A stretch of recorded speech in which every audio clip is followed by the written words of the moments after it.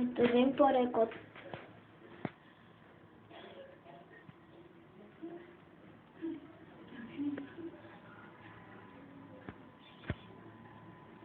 কতদিন পর শহর থেকে এসেছি এখানে, একটু যাই বাবা এবং মা ভাইয়ের সাথে দেখা করে আসি। অনেকদিন হয় না বাবা এবং মার সাথে ও শহরে পরীক্ষার জন্য পরীক্ষা চলবে, মা বাবাদের সাথে কথাই হয়নি, তাই একটু যাই বাবার সাথে এবং মার সাথে দেখা করে আসি, তাই ভালো। তুই এসে গেছিস? এই তো দাদা আমি এসে গেছি, এখন কি লাগবে বলো। দেখি বল তোর পরীক্ষাগুলো কেমন হয়েছে এখন? তুই তো অনেকদিন শহরে ছিলি, এমন তোর সাথে কথা হয়নি, তাই তুই এখন বল তোর পরীক্ষাটা কেমন হয়েছে এবং পড়ালেখা কেমন চলতেছে? এই তো দাদা ভালো হয়েছে পরীক্ষা। এখন বলো বাবা কই?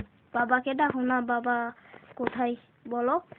আচ্ছা আমি যে ডাকছি তো বাবাকে, দাঁড়া 2 মিনিট দাঁড়া, আমি তোর বাবাকে ডাকছি। বাবাকে,